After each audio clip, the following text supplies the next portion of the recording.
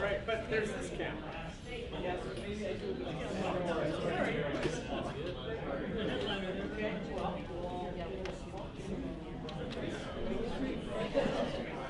Thank you. Yes. Yeah, as you know, I'm entering my 8th year as president of SAFS, and that will be my my final year as president. I'll be on the board for a couple years after that. But I think board renewal is important, and it's time to move on. Let someone else take the reins. Other questions or thoughts? Yeah. Will you be considered running for political?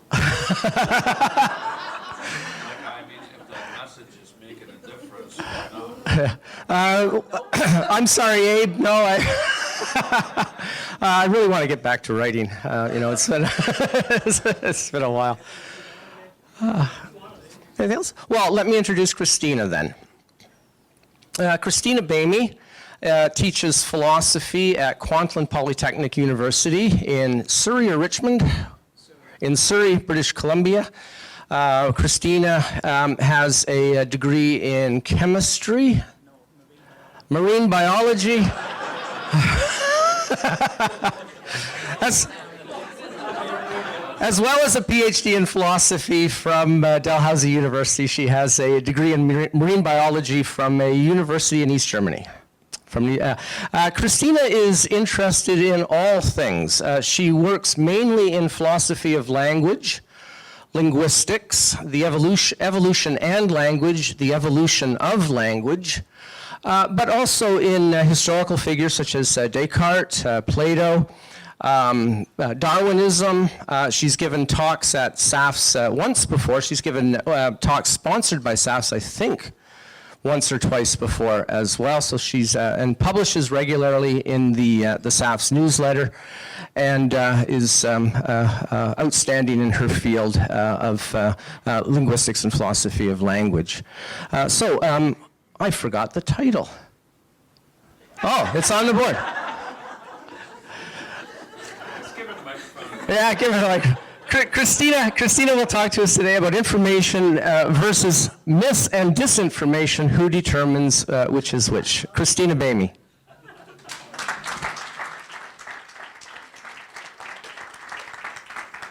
Thank you. I'm just figuring out which mic is working.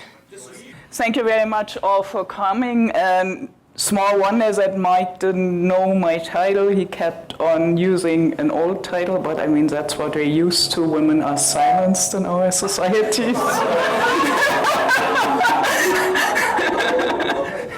Next slide, next. So I will be talking about freedom of speech, freedom of expression, a little bit about the so-called no harm limit.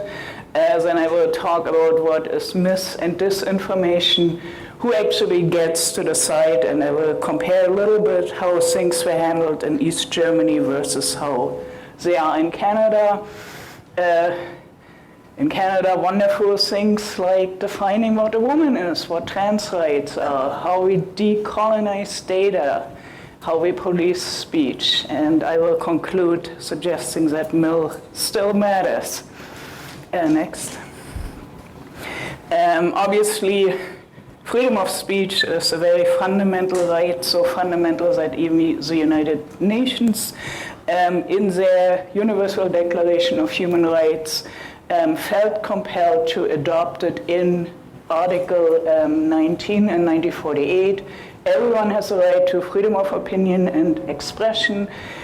This right includes freedom to hold opinions without interference and secrecy, and impart information and ideas through any media and regardless of frontiers. So this is probably one that we should keep in mind when we're talking about to our authorities about freedom of speech in Canada. And next one. A lot of people are really surprised to learn that in East Germany we also had freedom of speech enshrined in our constitution. In paragraph 27, every citizen has the right to free speech and the freedom of the printed press, radio and television. Das ist staatsfeindliche Hetze. und Missbrauch für Medien, für die bürgerliche Ideologie as punishable offenses. And that kind of all sounds rather similar to what happened recently in the context of the trucker protests in Canada, of course. Next one, please. Yeah, so here are just the paragraphs that kind of specify exactly what the limits on free speech are. Next one. And here is the actual right. All citizens have the right within the limits of existing law to express their opinion freely and to assemble for this purpose freely and unarmed. The freedom is not impeded by any employment relationship, and no one can have disadvantages from making use of this right. Here, here. And this is East Germany, this is in Canada. Next one. So in Canada, freedom of speech is also protected as a fundamental freedom by Section 2 of the Canadian Charter of Rights and Freedoms. However, it is not an absolute right. Section 1 of the Charter allows the government to pass laws that limit free expression so long as the limits are reasonable and can be justified. And the lawyers in the room will know that reasonable and can be justified can extend to nearly anything. Hate speech and obscenity are two examples that are used to justify exceptions. Next. So under Section 318 of the Criminal Code in Canada, it is illegal to promote genocide. Under Section 319, it's illegal to publicly incite hatred against people based on their color, race, religion, ethnic origin, sexual orientation, except where the statement made are true or are made in good faith. I wouldn't really bank on that. And so in general, there is this kind of million justification for limits on freedom of speech. Free speech is a really important human right, but in special cases, exercising this right can lead to harm, and harm prevention should trump free speech. Next one. When I was looking for some slides on what Mill actually was saying, I found this nice disclaimer. It's really funny. When you do a Google search nowadays, you get always those kind of featured snippet from the web. Speech is never free of consequences. It advances some interests over others. It matters. In other words, Mill's harm principle is always already violated. Wow. Next. So, all minus one, famously Mill said, if all mankind minus one were of one opinion, mankind would be no more justified in silencing that one person than he, if he had the power, would be justified to silencing mankind. Next one. The only purpose for which power can be rightfully exercised over any member of a civilized community against his will is to pretend harm to others. His own good, either physical or moral, is not a sufficient warrant. And Mill argued that essentially there is no known example where speech in and of itself actually causes harm. So for that reason, the if you adopt a Millian defense of free speech, you can say virtually everything and anything. Next. And then, of course, there's our good friend Noam Chomsky. He's really, really popular with the left, with the far left, except when it comes to freedom of speech. If you believe in freedom of speech, you believe in freedom of speech for views that you don't like. Goebbels was in favor of freedom of speech for views he liked. So was Stalin. If you favor freedom of speech, that means you're in favor of freedom of speech precisely for views you despise. And the moment you cite this Chomsky quote to the far left, they will at least momentarily disavow Chomsky and call him like a white male who really doesn't know what he's talking about. So what is information actually? when you look up definitions, you find things like that which resolves uncertainty. Anything that answers the question of what a given entity is. Communicable knowledge of something, the act of imparting knowledge, but also the act of informing against someone, passing on information, knowledge, and incriminating knowledge, accusation. So the Stasi was really into information. And again, we have in Canada now people that are really into that kind of information. Systematic imparting of knowledge, education, training, as contrasted with data, information is processed to extract relevant data. Next. And of course, if you ask philosophers, we have wonderful diagrams. I won't bore you with all of them. Just at the very bottom, you see disinformation and misinformation. Next. Also funny when I tried to look at the philosophy of information in the Stanford Encyclopedia. This page was not found. Was that a coincidence or maybe not? Don't really want to create any hysteria here. Next. Yeah, so all this kind of stuff goes into philosophy of data.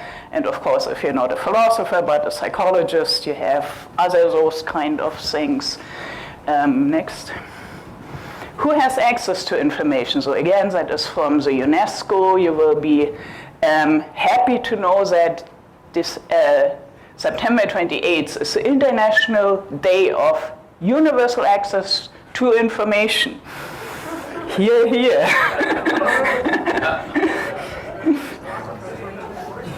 Next. Okay. So while there are obviously some good kinds of information, recently we have heard all about the bad kinds of information. And so it's kind of funny how those things are divvied out. So there is misinformation that is, if I'm saying something that I believe to be true, but it actually happens to be false. And if Mike believes what I'm saying and therefore he incurs some kind of harm, then I'm in a way responsible for it. But I didn't do it on purpose. Disinformation is if I actually know the truth, but I tell you something else. And like in the vaccine debate, well, there's lots and lots of disinformation. People are just seemingly disagreeing on who is spreading the disinformation. And malinformation is deliberate abuse of private information with the intent to harm or intimidate. So what comes to mind there is this massive data breach in the context of the trucker protest, where suddenly all the data of people that had contributed to the protest were leaked and very publicly distributed, and seemingly that wasn't a problem for our government. Okay, next. So in East Germany, information was pretty straightforward. Our newspapers and television were controlled by the government, so there was no competition. East German schools and universities taught lesson plans that were approved by the government. So essentially from kindergarten to university and later on, what we were taught was what was in line what our government wanted us to believe. So things like we live in a period of worldwide transition from capitalism to communism. That's what we learned in school. Socialism offers all children a chance to get a good education. That was also considered to be information. Socialism provides free health care for all. The law protects East Germans from spies and saboteurs. Yeah, we really were taught that. Socialism protects the environment. But of course, we also were taught things like 2 + 2 = 4 in mathematics, or a mother is a woman who has given birth to at least one child or has adopted at least one child. So Canada still can learn something from East Germany, I guess. Next. disinformation in East Germany. Prime example really was the purpose of the anti-fascist bulwark. That's what the war was officially called. Is to protect us from spies and saboteurs from West Germany. The government proclaimed that even though they obviously know that it was wrong. They were not stupid enough to actually believe it. They knew that was wrong. We, the citizens, also knew it was wrong. But because anyone who was questioning it, officially, was punished for spreading misinformation, we all acted as if we actually believed it. So they knew that we knew that it was wrong, even though we acted as if we, and we knew that they knew that we didn't really believe it, and so on. Of course, information is never neutral. This kind of stuff that you hear a lot of times now from people from the far left is something that sounds very familiar to me. Seid wachsam, sichert die Errungenschaften unserer Deutschen Demokratischen Republik vor den Anschlägen der Spione, Saboteure und Agenten. Yeah. So they really weren't that interested in our achievements. Next.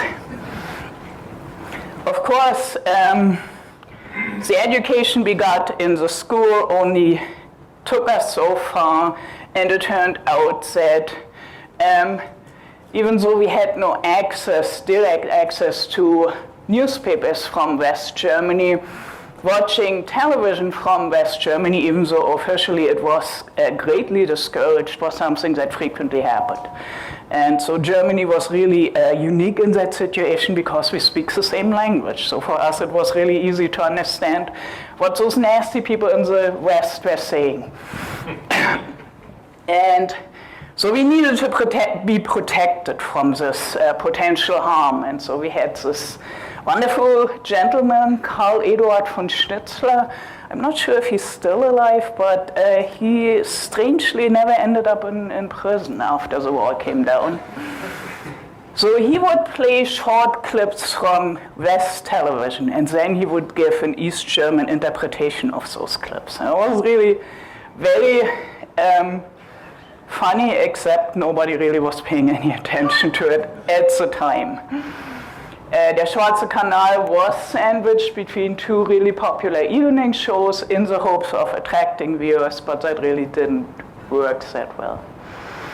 There was, however, an area in former East Germany that had virtually no access to Western television and Western radio.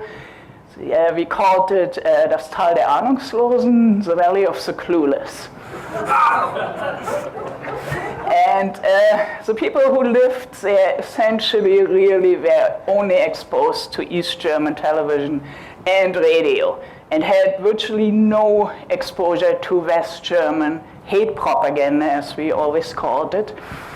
So if banning hate speech had any positive effects, then obviously the people that live, well, East Germans should be less hateful, let's say, towards foreigners than West Germans, because we were constantly reminded how bad it is, but the people in the Valley of the Clueless should be even less hostile to foreigners, for instance. Next one.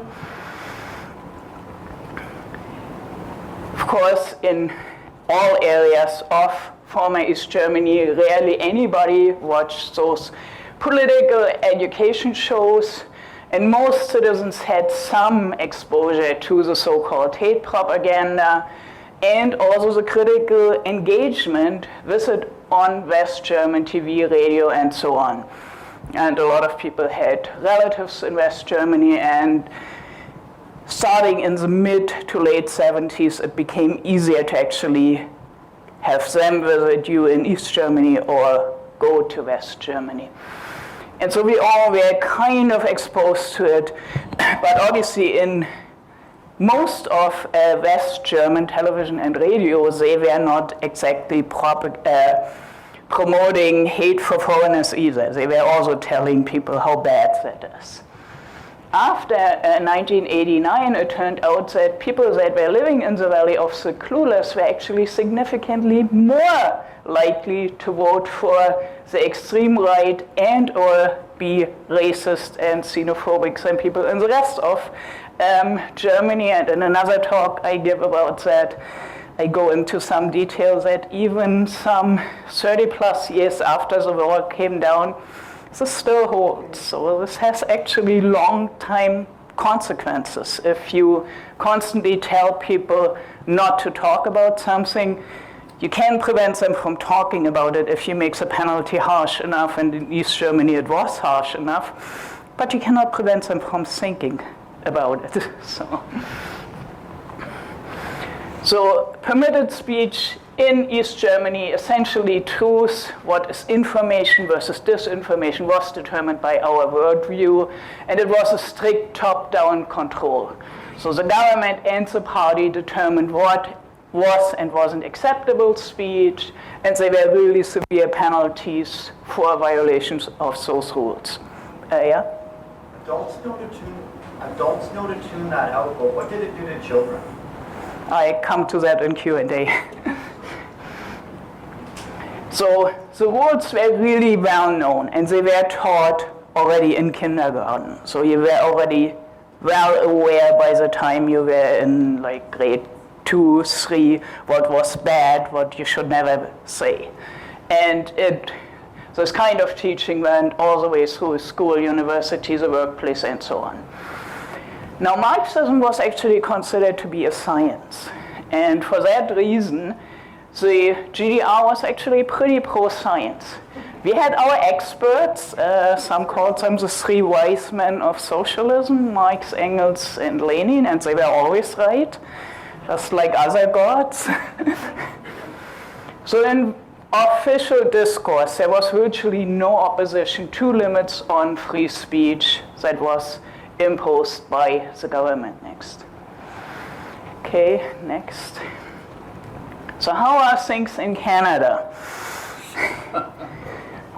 Now, during the talk about COVID vaccination, the one thing that the government emphasized over and over and over and over again is that the weapon against COVID, misinformation and disinformation, is science. We rely on science. Science determines the truth and protects us from mis and disinformation. So in science we trust in Canada, or do we? Probably don't need to say much about this, other than apparently nobody can define what a woman is anymore. There's no sufficient way to define what makes someone a woman. Of course, if that were true, Jackson's answer would not have been scientifically sound, because not even a biologist, and according to the far left, the last person who knows is a biologist, would be able to answer the question. Next. When it comes to the trans issue, when we're talking about what it means to transition, for a person to be trans. Transitioning is a time period during which a person begins to live according to their gender identity rather than the gender they were thought to be at birth. Gender transition looks different for every person. Possible steps in a gender transition may or may not include changing the clothes, appearance, name, or pronouns. Some people are able to change their identification documents, like driver's licenses or passport. And some people undergo hormone therapy or other medical procedures to change their physical characteristics and make their body reflect the gender they know themselves to be. Transitioning can help many transgender people lead healthy, fulfilling lives. No specific set of steps is necessary to complete a transition. It is a matter of what is right for each person. So that's the definition they give you when you ask, so what is a trans person? Next, please. Now, it turns out some people actually found out that after they transitioned, that wasn't really what they had hoped for. So they want to detransition. Facts must come from reputable sources about detransitioners. One detransition study claims that 80% desistance rate in trans children. However, when the study was scrutinized, it was discovered that the methodology was deeply flawed. The study in question did not differentiate between the following: young people with gender dysphoria, young people who socially but not medically transitioned, young people who were simply exploring gender diversity. Now, according to the previous slide, all of those people had transitioned because there is no set of steps, but when it comes to detransition, obviously that doesn't count anymore. Next. And then we, of course, have the issue of trans women in sport. So elite trans cyclist Dr. Victoria Ivy, I'm not sure if that's still the name by which she goes, argues there is no relationship between unaltered endogenous testosterone and sport performance, full stop. In fact, there is no clear biological list of features that allows us to even remotely cleanly separate men from women. Chromosomes, no. Testosterone, no. Height, no, and so on. And she concludes, paraphrased, because there are no relevant differences between men and women as a male to female trans athlete, I have every right to compete with the women. Problem is, if we believe her, she has no way of telling who the women are. She just told us that. There's no way to make a distinction. Next. Now, I had said in East Germany it was kind of top-down, what was permitted speech, what wasn't permitted speech. In Canada, and this example is from the United States, it's the other way around.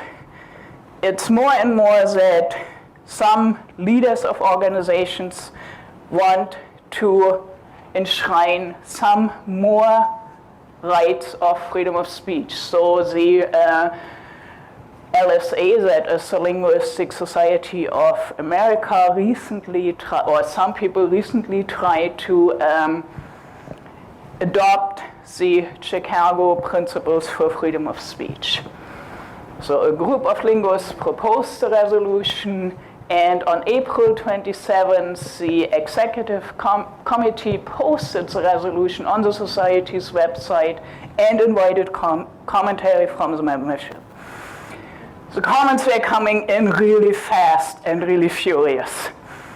And about 95%, I would say, of the people who commented were in absolute, utter shock that the society would dare to make such a proposal.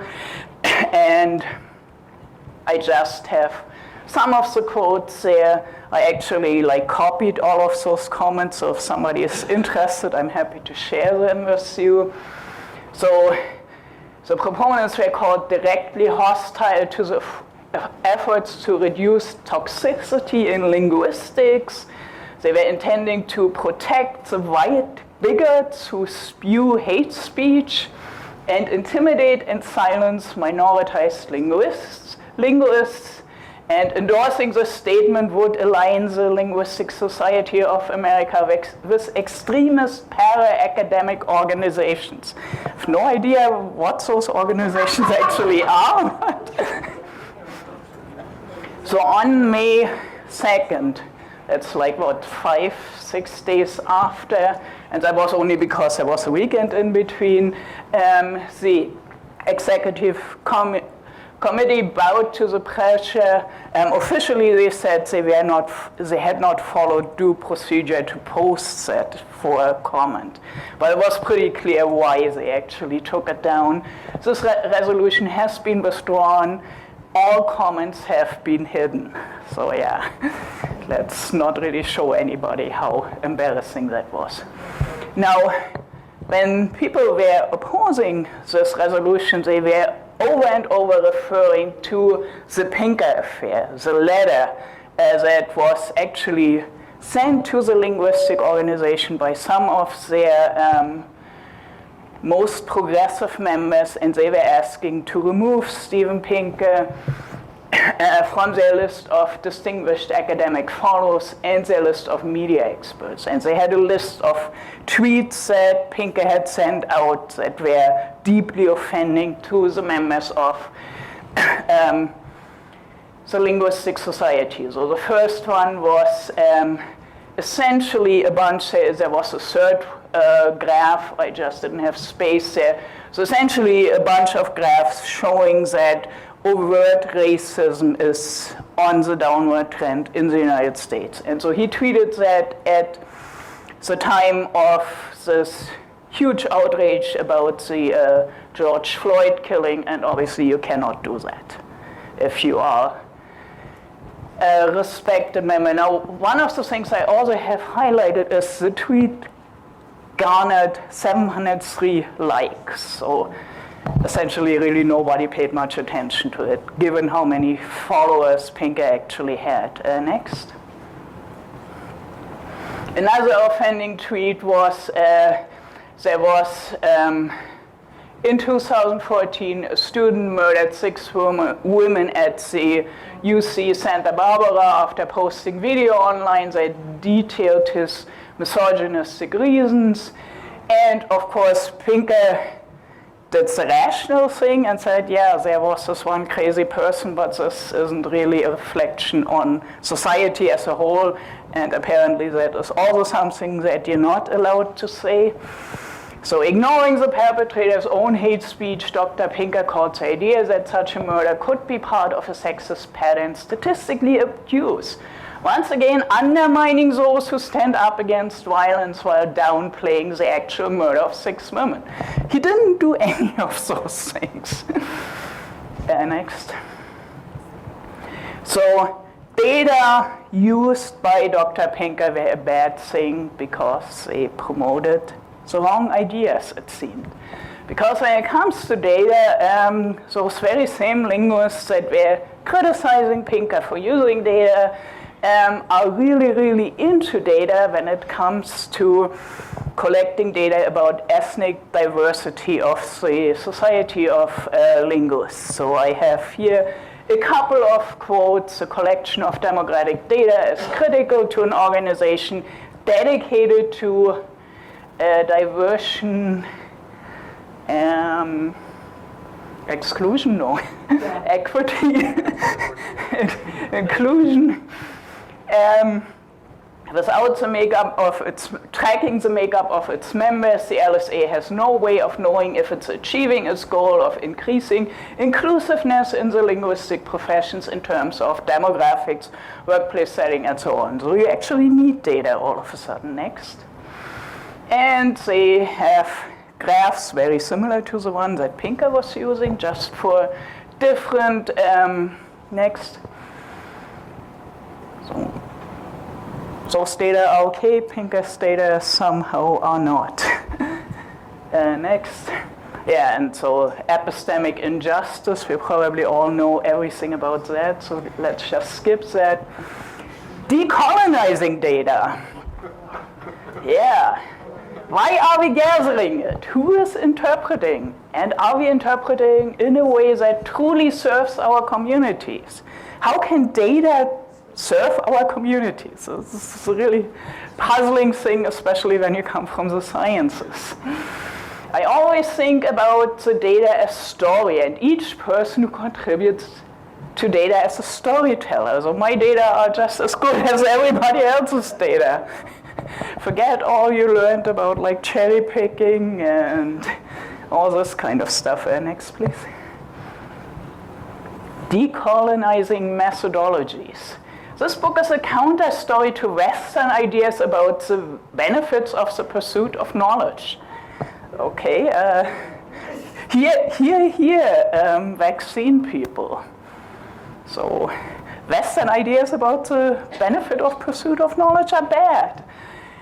The book is particularly strong in situating the development of counter-practices of research within both Western critiques of Western knowledge and global indigenous movements. The author argues that researching back and disrupting the rules of the research game. So why was it so bad that some people were talking about ivermectin and stuff like that? Next. To some, terms like traditional knowledge might not evoke the complex and nuanced web of spiritual, cultural, scientific, and abstract understandings found in indigenous worldviews. There is no word or phrase in the English language that can give these concepts of relational knowledge the justice they deserve, and so on. Funny thing with that is if you have within the indigenous community people that disagree with kind of the woke view, it's also not really permitted. Next. Indigenous practices, let's talk about those for a moment. And this is actually a picture that I took on a hiking trail. And that is there to promote our knowledge about indigenous communities. So this is not what some evil Western researcher has done. This comes from the community itself. So they talk about how one elder remembers that when she was a young girl, she was brought near here for her puberty training. What the fuck is that?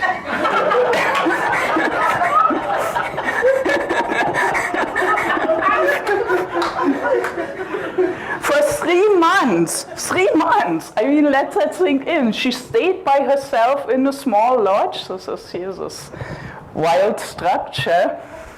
And once a day she was brought a meal, and 3 or 4 times a day she would go down to the creek, which was from this, it was about a 2-kilometer hike, so all the way down, and then obviously she had to get back all the way up there to cleanse herself. Cleanse herself, okay? So yeah.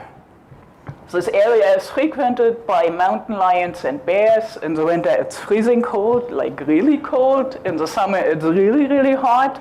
Snow lingers kind of April. And the creeks are very often dried out by June. So this area is actually very close to the town of Lytton that you all have heard about last year when it completely burned down to the ground. So this is kind of the area where that is.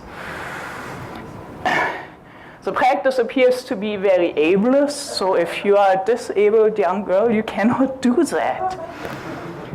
But also, like, not just physically, but also psychologically. Like, I got my first period when I was 11. I would have been scared to death to be all by myself in a hut in the woods, you know? So, yeah. Even if you'd been 15.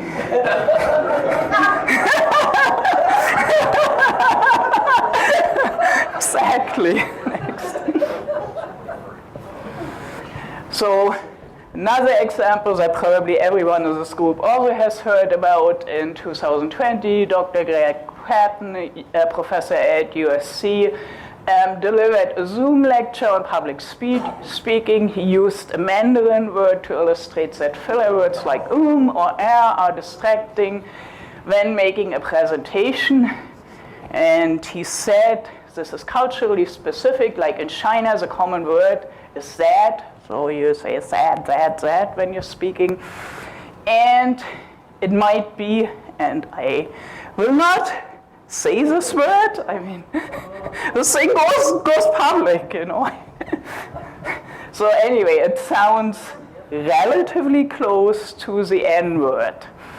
And so an anonymous group of his black students accused him of racism and harming their mental health by using a Chinese language word that sounded exactly like the N-word. Yeah, so that's where we have come to. And yeah, the guy actually got, You can say it, and Mark will defend you if you get in trouble. Don't worry. Yeah, I don't want to put on Mike another encounter with his administration. I think he has enough of that. What could go wrong? So there is obviously that use-mention distinction that we all believed was a legitimate one. So since it is a racial insult, the word is effectively banned and has been replaced with the N-word. And obviously some works of art, music, literature, and so on still have the word, and now they are being systematically removed from libraries and so on. Some of the works that have been banned. I put those two on because they were actually required reading in East Germany. Next. There are actually legitimate reasons for banning To Kill a Mockingbird.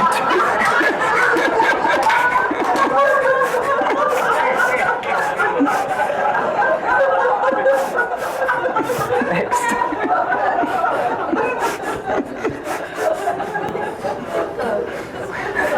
Right, so permitted speech in Canada and the United States, the top-down attempts to protect or extend free speech are often met with hostility from below.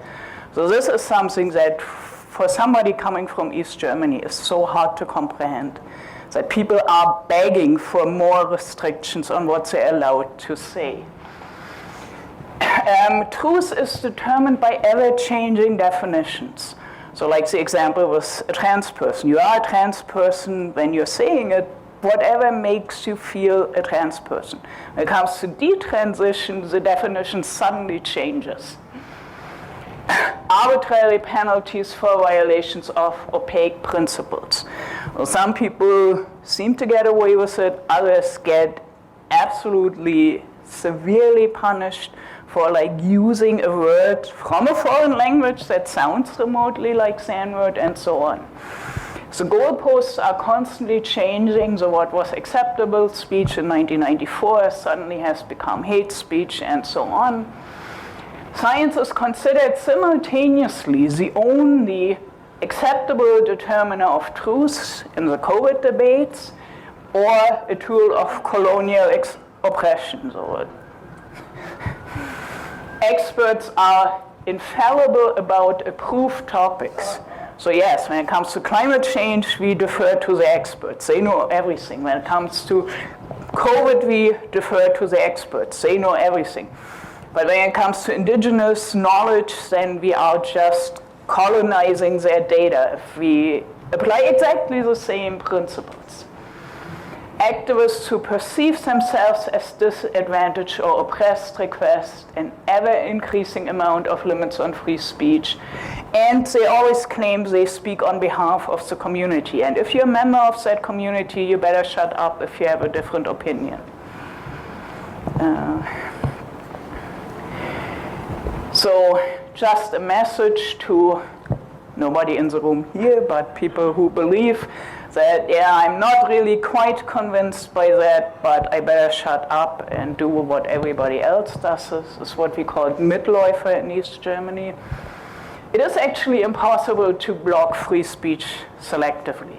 You just can't do that. It doesn't work that way. Enemy pictures should never be adopted uncritically. So this kind of idea is white people are all bad and indigenous people are all good. No. This is actually as insulting to white people as it is to indigenous people. They are not like a monolithic whole either. If you consent to blocking someone else's speech, you implicitly consent to having your own speech blocked down the road. So if you say freedom of speech should be limited because of the harm that is doing to group X, you cannot prevent somebody in the future from saying, oh, now you are a member of that. And this is something that radical feminists are experiencing right now. But it is obviously possible to put limits on speech, and if the penalties are severe enough, completely eliminate undesired speech. So in East Germany, yeah, nobody ever would say anything xenophobic. What you cannot do is put limits on what people are thinking. You just can't. And they always tell us we should learn from history. Like when Trump was running, learn from history with the Nazis and so on. Yeah. There's actually no known example in the history where limiting freedom of expression has led to a more tolerant and inclusive society. Not one. There are many, many examples where it led to extremism or worse. Next.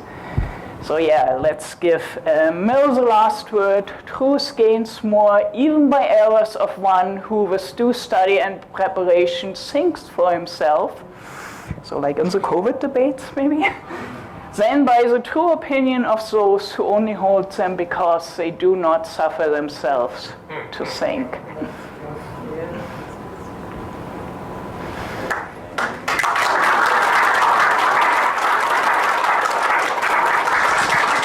Thank you, Christina. Questions for Christina? I'll go back to Andrew first.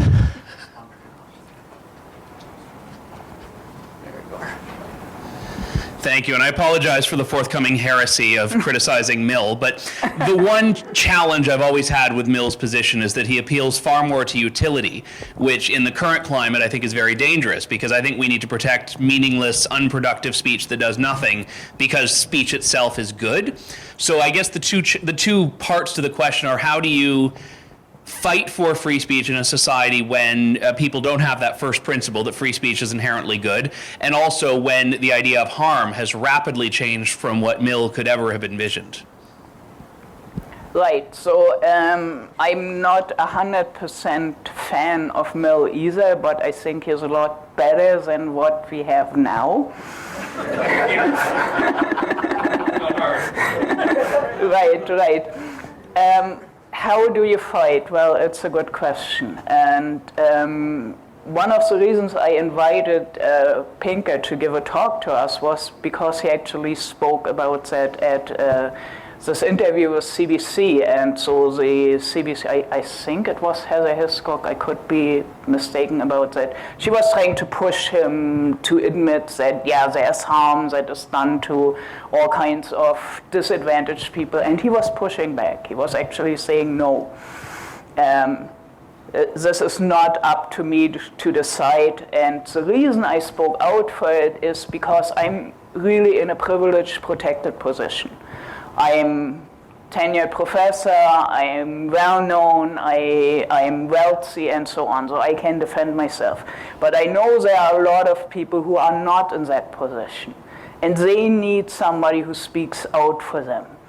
And so I think this is kind of the idea, that those of us who are in a position that we can afford it, like who are tenured and so on, we actually have an obligation to really speak out on behalf of those that can't. So I will not recommend that somebody who is an assistant professor, who is like a part-time professor who doesn't have a permanent contract, or somebody who is a grad student speaks out and so on. That doesn't get you anywhere. So you have to be smart about it.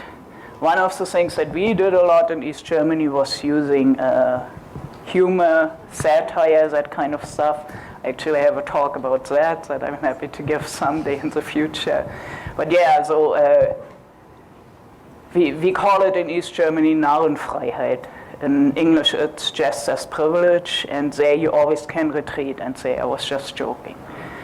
Of course, that also doesn't work always, so you really have to be careful. Sorry. I'll go to Phil, and then I'll go to Abe. And then if you don't mind, I'm just going to stand over there in the line. I think that'd probably be easier, if that's all right. But let me mention Ronald Dworkin as a source of ideas about freedom of expression that's not in the Millian tradition, that's more in line with what Andrew's thinking about. And Ronald Dworkin's article on freedom of expression, on academic freedom, is one that's been very influential in my own thinking about these things. Another white male privilege. Well, okay. Can you hear me, or is it? Speak into it. Oh, yes. Well, I was born in Australia, which is the land where men are men and sheep are nervous, but... We always say that about Montana. But I came here in 1965 as an engineer, and one of my experiences, and I've been a member of SAF since '94. But anyway, one of the interesting experiences I had fairly recently was listening to a discussion amongst law professors and academics about rights issues as they were being adjudicated in the Canadian Supreme Court. And being an engineer, I didn't feel that I could get up in front of the audience and ask a question. So I grabbed one of the prime speaker afterwards and I said, look, as an engineer, the problem I have is that there are no such thing as absolute rights. There are always awkward compromises between competing interests. Mm-hmm. And in that respect, I think that what bothers me at the moment is that complete unfettered freedom of speech in certain circumstances is quite damaging. The particular example I thought of was that I saw the other night that apparently a large number of Republicans have refused to, in the States, to get vaccinated because they've been listening to Fox News.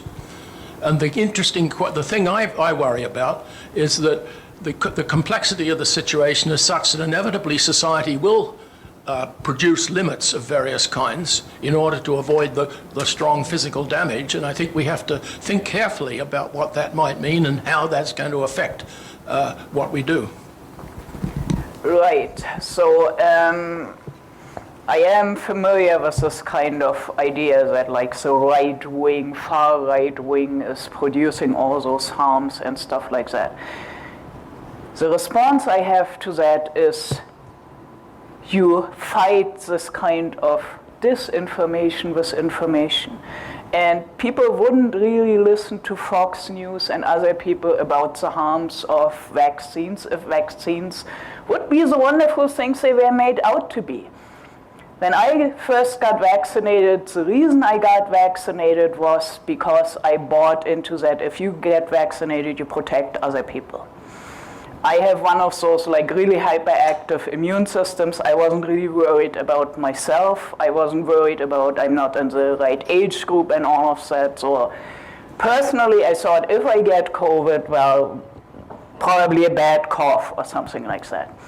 I got vaccinated because I bought into this idea I will protect people that may come into contact with me that are immunocompromised or whatnot. It turns out the vaccine doesn't do that. The vaccine does not prevent me from getting infected. It doesn't prevent me from passing on the infection. That is what all the science tells us. That is what the science told us already in the summer of 2020.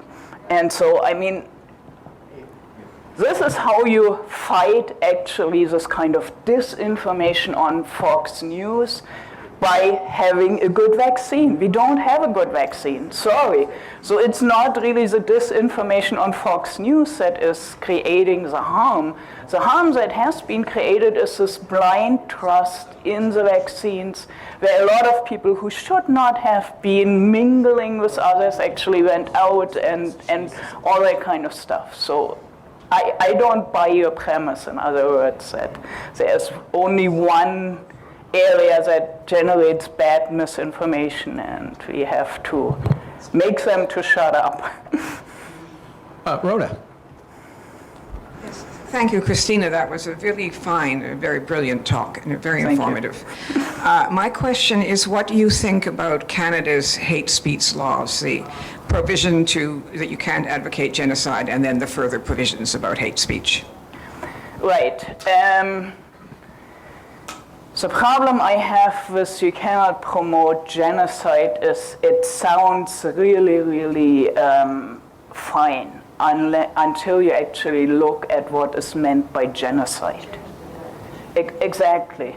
And so they give something that essentially everybody is against. But then they turn it into something that becomes almost the opposite of it. And then they accuse you of things like if somebody dares to say not every Indigenous student in a residential school was harmed.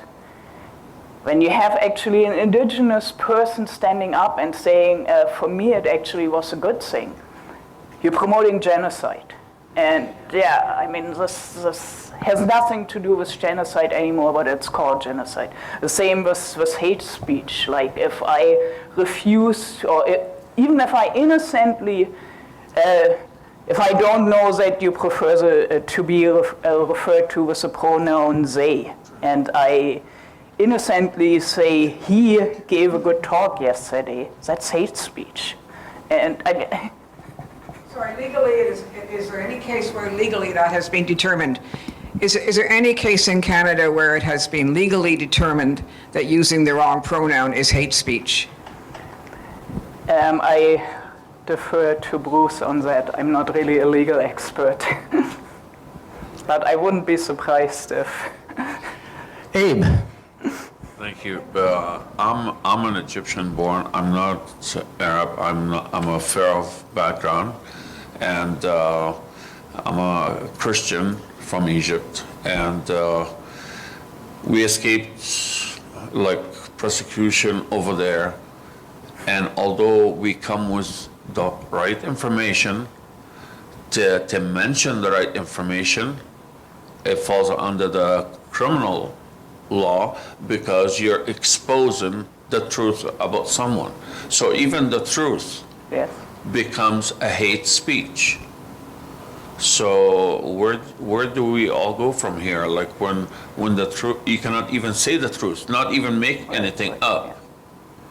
Yeah. You know. I mean, that's actually an excellent point, that when we have all those intersectionality debates, they usually start out, white people are oppressors and all non-white people are by definition good.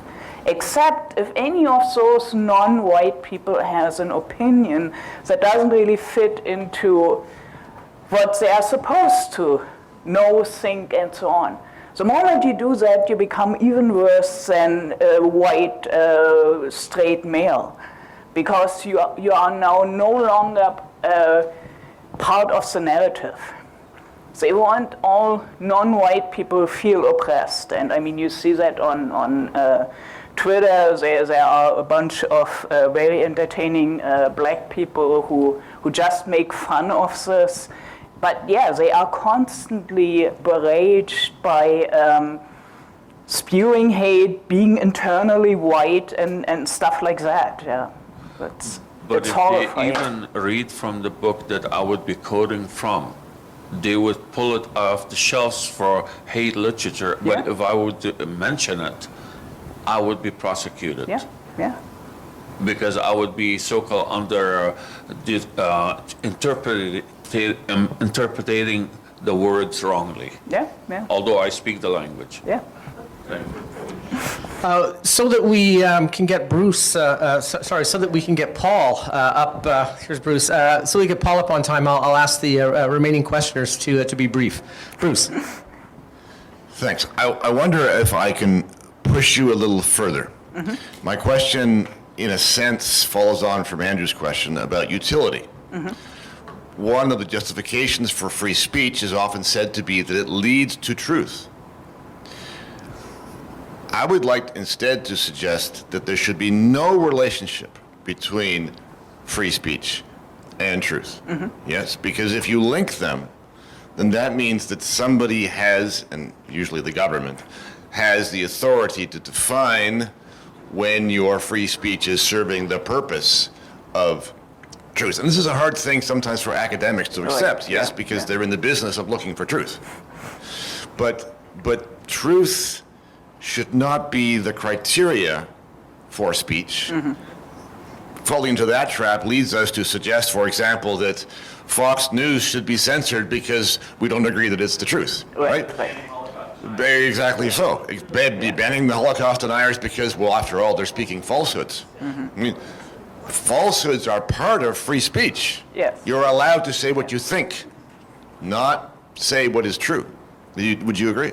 Yes, I agree with that. Thank you actually for that clarification. Utility only comes in if you allow everybody to speak freely, really everybody, without any limitations. Then at the end of the day, it is more likely that we end up with truth versus if you ban some people from speaking. But you are absolutely right. We only get there if everybody actually gets to speak. We don't get there if we tell half of the room, no, you cannot say anything. because then we ban half of the potential for actually finding the truth. And one of the examples that is always used is this example of like flat earthers. So at one point everybody believed in flat earth, and if they had shut down everybody else, then we probably still would believe in flat earthism. So this. So I'll ask Jamie, and then Boris, and then we'll go grab a quick coffee and then reassemble for Paul. Jamie. So it seems transferable to ask if the effect in East Germany was for the adults to kind of just disconnect from the state propaganda. What was the effect on children? East Germans were pretty smart. They know that when you start early on, you can make kids believe virtually everything. I mean, we have seen that like with Catholic schools and stuff like that, and we see it in Canada right now. A lot of the kids that go through our public education system are in a way brainwashed, and that was the same in East Germany.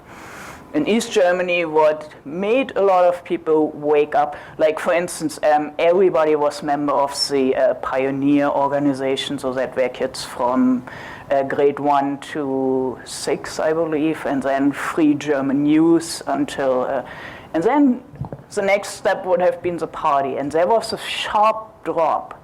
So virtually everybody was a member of the free youth, the socialist party. There were maybe 10%. And the reason that happened was because we realized the enormous difference between what we actually were taught in school about like the advantages of communism and what we saw in reality. I'm always amused when people here are talking about supply chain shortages. It's like, you guys have no idea what a supply chain shortage looks like. It's like, I have 40 years experience. One time it comes really in handy because I'm not freaking out when I don't see toilet paper on the shelves. Boris? Great presentation there, thank you. I wonder if you could comment briefly on how, just to come back to something that Eva raised yesterday, how the fact of scientific disagreement, honest or real disagreement amongst experts complicates this issue. I agree with Bruce that it may be that disagreement amongst scientists has no relevance to the debate over, the vaccine mandates. Right. If you have issues of freedom of speech and so on. But climate change might be different. And there, when you see the experts not only disagreeing with each other, but actually demonizing each other, you have reason to suspect that at least one party in that debate is politicizing the science. Oh, yeah. And that really complicates the problem because policymakers, most politicians and so on, who have to make decisions on climate change, who are not themselves scientific experts, don't know who's misinforming, who's disinforming, who's malinforming, which makes the whole business so much more difficult to handle. It's actually worse than that, because if you are right now somebody who wants to actually study climate sciences and then maybe become an expert, and you say, I question the premise of human-made global warming, you don't find a university that will accept you as a grad student. If you do, you go through, where's she? Through your experience, you may be able to hand in your final paper, but then that's it. Nobody ever will hire you. So there is already the self-selection process that you have to have the right view in order to be accepted. And I mean, in general, this is actually a good principle. We don't want to have in every science all views equally presented. But in this particular case, it is very harmful. And so that's why I agree with Bruce that truth should not be a determiner about what can and cannot be said.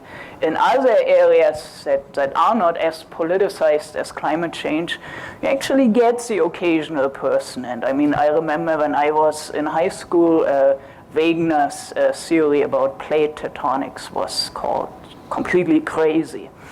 And now everybody agrees. This is how, so it works as long as it is not politicized. Thank you, Dr. Behme. Join me in thanking Christina, and then grab a coffee and come back for Paul.